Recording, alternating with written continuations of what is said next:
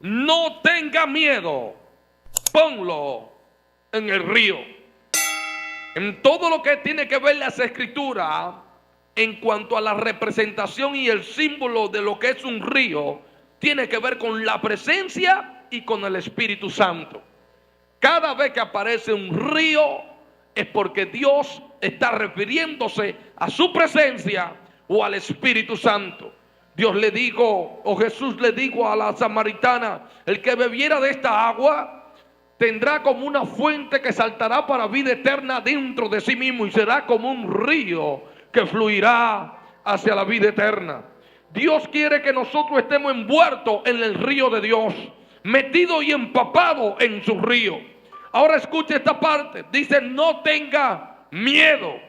Miedo, cuando hablamos de la palabra miedo, hablamos de la palabra temor, fobo, que es producido por el qué me van a hacer, qué me van a pasar con mi vida, qué va a ocurrir en los próximos días, qué va a pasar con todo lo que yo tengo. Dios no quiere que nosotros tengamos ese tipo de miedo, sino que tengamos el temor, yaré, que es de respeto reverente a Dios. No que me hagan hacer algo en contra de mi vida y que yo tengo miedo de que mi vida la voy a perder, sino que mi vida está asegurada en Dios y que lo que Dios determine hacer conmigo, no hay diablo que me meta miedo, no hay diablo que pueda detenerme, no hay diablo que pueda obtener mi bendición. Ahora note usted, la escritura que hemos leído me llama mucho la atención. ¿Por qué? Porque Moisés nace en medio de una persecución. La Biblia dice que el pueblo clamó a Dios, gemió a Dios, porque el faraón le estaba oprimiendo y multiplicaba las cargas sobre el pueblo de Israel. Y me llama mucho la atención porque en medio de esa carga y de esa opresión, el pueblo de Israel más se multiplicaba, más producía. Mientras más carga y más opresión y más prueba venía, el pueblo de Israel se multiplicaba. En otras palabras, la carga que el enemigo trata de ponerte, las pruebas que vienen a tu vida, que tratan de oprimirte, lo único que están haciendo es sacando el potencial que tú llevas por dentro, multiplicándote y expandiéndote. Así que si sientes que te están oprimiendo, si sientes que te están poniendo carga, simplemente adora a Dios, porque sabe que están a punto de sacarte el potencial que lleva por dentro y está a punto de multiplicarte. Y Faraón oprimía a aquel pueblo, el pueblo de Dios. Miramos un pueblo, el primer pueblo, como quien dice, sin papeles, en una tierra egipcia donde no tenían tierra, no tenían residencia, no tenían ciudadanía, no, eran simplemente esclavos, pero su Dios lo defendía. Aquí podemos mirar por primera vez, para aquellos que se sienten mal y que dicen: wow, Dios se olvidó de nosotros, no nos van a conseguir las residencias, no nos van a conseguir los papeles. Te voy a traer buena noticia. Si Dios lo hizo con Israel, yo creo que lo puede hacer con nosotros otra vez. ¿Alguien está aquí, por favor? Por eso no le tenga miedo a Faraón. Que Faraón aumente la carga, que Faraón ponga el muro, que Faraón haga lo que quiera. Nos vamos a multiplicar. Y cuando el Rey de Reyes y Señor de Señores nos saque con mano fuerte, nos va a bendecir a la tierra que nos introdujo. Así que nosotros no somos simplemente los primeros extranjeros. Israel era extranjero en tierra de Egipto, pero allí Dios lo sacó, Dios lo liberó, Dios lo sacó de la esclavitud. Pero lo que me gusta de esto es que ellos se ponen a orar, a clamar y a interceder, porque si hay algo que cambia el decreto del diablo, se llama la oración, se llama el gemir. Si la iglesia nos unimos como nunca antes, algo puede pasar en el gobierno, algo puede pasar en el presidente, algo puede pasar en esta nación. La iglesia necesita volverse a conectar a la oración. Y cuando ellos oraron y clamaron, entonces nació la respuesta de aquel pueblo. Nació Moisés, diga Moisés. Nació el libertador. Porque si hay algo que hace la oración, es que hace producir lo que necesita liberación. No existe otro método que libere una nación. No existe otro método que libere al cautivo. Se llama la oración. La oración tiene que volver a los hogares. La oración tiene que volver a la familia. La oración tiene que volver al altar. La oración tiene que volver a los cristianos. La oración tiene que volver a nivel mundial. Necesitamos volver a orar. El pueblo de este tiempo no le gusta orar. Usted escucha un culto de oración y aparecen 4 nada más. Usted dice culto de vigilia y aparecen 7 nada más. Usted dice un retiro, aparecen 2. Usted dice un ayuno, se fue el rato. Vino el arrebatamiento, se desaparecieron los cristianos. ¿Por qué? Porque estamos en un tiempo donde no queremos orar, donde no queremos interceder. Pero qué bueno que la opresión que Faraón provocó sobre Israel lo llevó a ellos al trono, al altar de Dios, para que buscaran el rostro. Porque entendemos que mientras estamos más cómodos, nos enfriamos y nos apagamos. Pero en el momento que Dios te quita las comodidades, es impresionante que inmediatamente estamos buscando a Dios. Si no, pregúntele al que está a su lado. Entendemos que cuando estamos cómodos y lo tenemos todo, yo no necesito sacrificio, yo no necesito estar ayunando. Pero en el momento que te botan del trabajo, que migración te está buscando, ay pastora, ¿dónde están los ayunos? Ay pastora, ¿dónde está la vigilia? Y ahí sí están buscando a Dios inmediatamente. Dale un codazo que está toda la dile, están hablando contigo, no te hagas loco. Entonces sacamos tiempo para todo, menos para la oración. Y Dios permite que este pueblo sea oprimido por el enemigo. ¿Para qué? Para que ellos entonces busquen a Dios. Así que si tú sientes que el enemigo se levantó en contra tuya, lo mejor es que Dios quiere que tú lo busques a él. Así que no le eche la culpa al diablo. ¡Ay, que se levantó el diablo! No, es que Dios quiere que te levante altar. Porque el que tiene un altar levantado, el diablo anda de lejos. El que ora, el que está metido con Dios, el diablo no lo toca. Porque sabe que está orando, sabe que está intercediendo, sabe que el nazareno está pegado de él. Necesitamos la iglesia orando.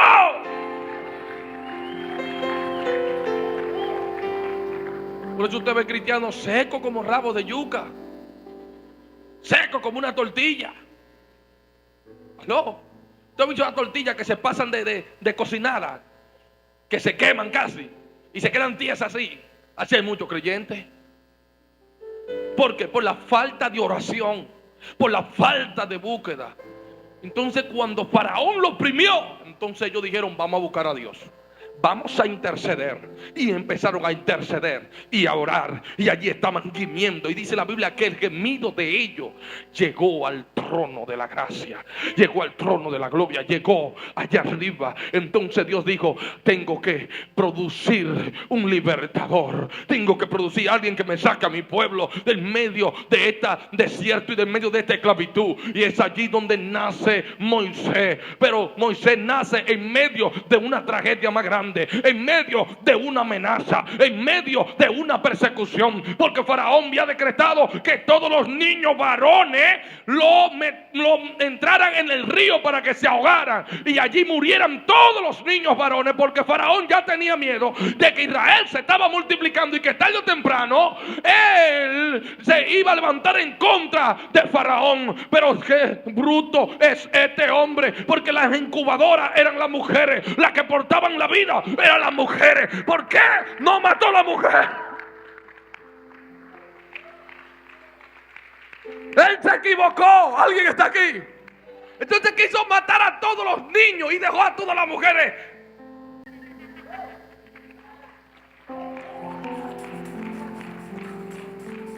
Y es lo mismo que hoy ocurre dentro de la iglesia.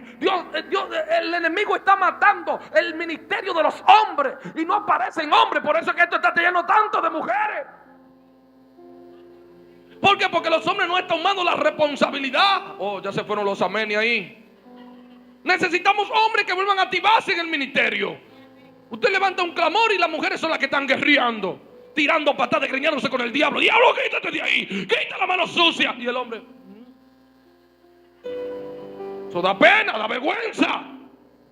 Mientras la mujer está ahí sudando, reprendiendo, atando. Diablo, sal de mi casa. Divorcio, sal de mi casa. Mi marido no se va con otro. Pero yo felicito a las mujeres. Y había una situación que querían que las parteras egipcias mataran al niño cuando venía saliendo. Pero para resultado de ella llegaban tarde al pacto, porque las mujeres hebreas no necesitaban una partera para ella parir el muchacho. Cuando ella llegaba, ya el muchacho estaba afuera. Alguien está aquí, por favor. Yo vengo a profetizarle aquí a una mujer que lo que el diablo trata de matarte no va a poder matarlo, porque antes que llegue el diablo ya tú vas a dar a luz a lo que Dios determinó con tu vida. ¡Oh!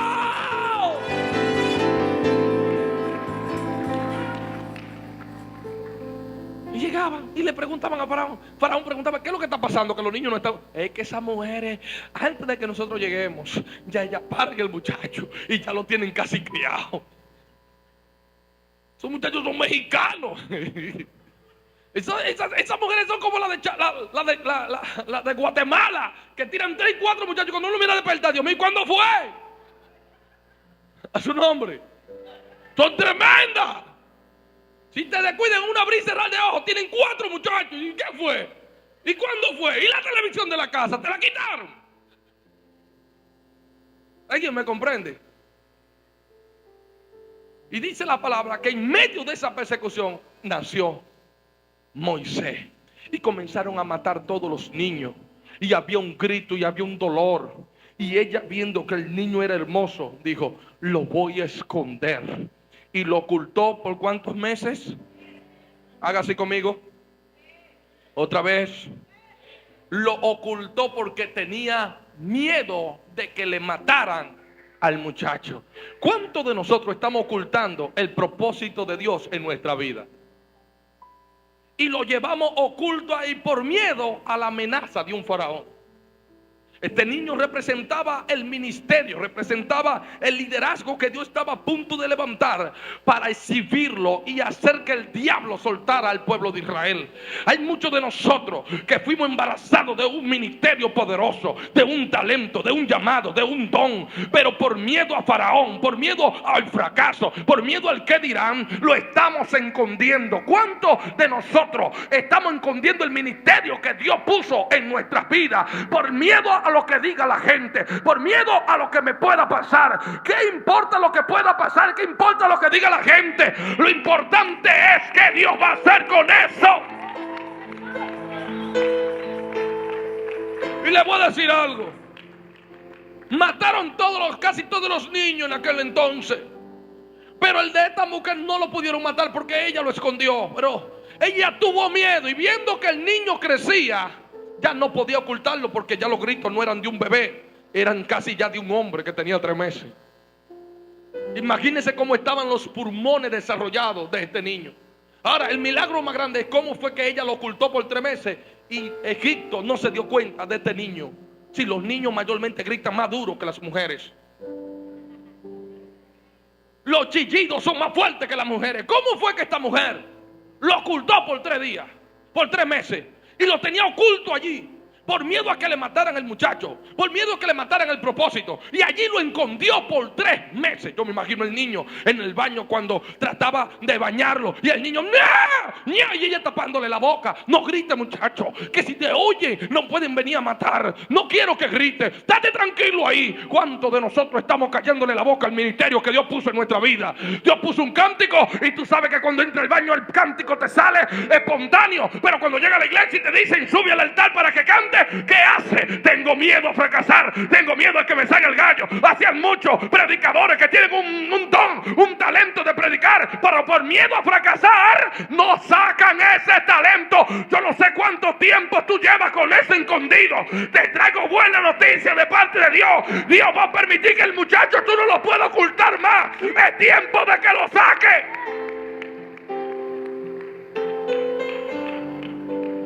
Y por miedo a lo que haga la gente, por miedo a que me maten lo que llevo por dentro, lo ocultamos. Allí estaba aquella mujer, ocultándolo ahí. Lo tenía oculto. Tenía miedo de que Faraón le matara al muchacho. Déjame decirte que cuando Dios tiene un propósito con alguien, pueden matar al de la vecina, pueden matar al del vecino, pero a ti el diablo no te va a tocar.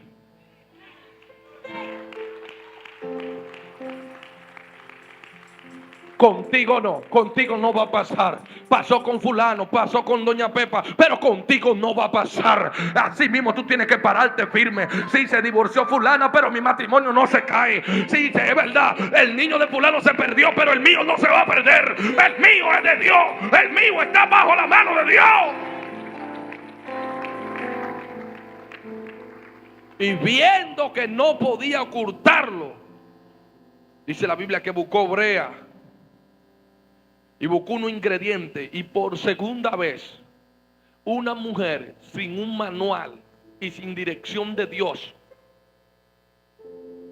le salió la espontaneidad y el carisma de crear algo que flotara en un río. Recuerden que cuando Noé hizo el arca, recibió instrucciones de cómo la iba a hacer. Pero esta mujer no recibió instrucciones de cómo iba a hacer esa arquilla. ¿Qué la llevó a ella a desarrollar ese potencial? El peligro de perder su bebé. El peligro de que le mataran a su niño la llevó a ella a una creatividad de crear cosas que no pensaba que estaban dentro de ella.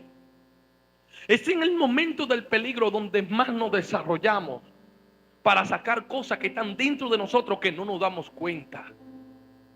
Si Goliat no se levanta, David no sale de pastorear ovejas. Tenía que haber un gigante para que pudiera salir David. Y Dios permite que un gigante se levante para que entonces David, el potencial que él tenía, saliera a flote y lo oculto la gente lo conociera. Entonces Dios permite gigantes, Dios permite esa amenaza, Dios permite cosas en tu vida, pero es para que tú saques la creatividad de hacer cosas que tú antes no hacías. Y allí está aquella mujer con su creatividad creando una canasta que va a hacer que flote encima del agua. Y de una manera extraña lo hizo sin tener un manual. Tenemos el segundo barco en la historia que está flotando encima de un río, y no de cualquier río, del río Nilo, donde había más cocodrilos y donde el sol golpeaba fuerte y la corriente era agresiva. Aquella mujer en medio de su desesperamiento dice: tengo que crear algo que salve a mi hijo, lo tengo que crear. Y empezó a crearlo hasta que terminó su canasta. Puso el niño en la canasta, y lo que más me gusta es que lo puso en el río. Ella hubiera podido dejarlo en la tierra, ella hubiera podido dejarlo en un patio. No, lo puso en el río. ¿Alguien está listo? ¿Por qué no lo puso en otro lugar? Lo puso en el río, corriendo el peligro de que los cocodrilos se comieran al muchacho, de que el sol quemara al niño o que el niño muriera ahogado. Pero la creatividad que ella creó provocó que este niño viajara en el río sin que el sol lo golpeara, ni que el río se le entrara a la canasta, sin que los cocodrilos se dieran cuenta que ahí iba un niño, que su cuerpo emitía sangre. Imagínense cómo ocurrió esto. Qué tremendo milagro. Número uno, el río no lo ahoga. Número dos, los cocodrilos no se lo comen. Número tres, el sol no lo mata. Porque cuando Dios tiene un propósito con cada uno de nosotros, no hay río, no hay cocodrilo, no hay sol que pueda golpearte.